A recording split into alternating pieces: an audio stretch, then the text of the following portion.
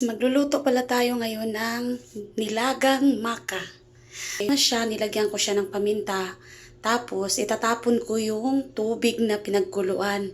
Huhugasan ko pa yung karne. Kasi, mas maganda malinis yung karne para wala tayong malalasahan o maaamoy na hindi ka nais-nais.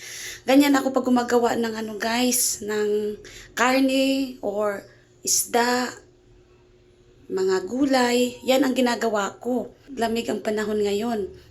Tamang-tama ito sa natin, panahon. Hihigop tayo ng mainit-init na sabaw ng maka. Kailangan natin ito. Ayun, igigisa ko lang siya. Luya lang pala yan, guys. Sibuyas, ginisa ko siya ng ganyan.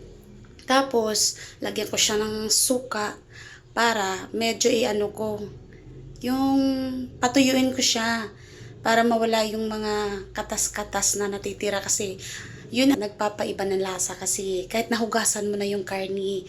Tapos nilagyan ko siya ng konting tubig. Ayan. Kailangan patuyuin ko muna yun siya. Mawala ang amoy niya. Ayun tignan nyo. Medyo dry-dry na siya. Saka ko siya nilagyan ng tubig para lambutin ko siya actually pinalambot ko yan ng 2 oras.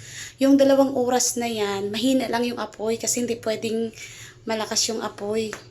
Hindi siya lalambot ng maayos.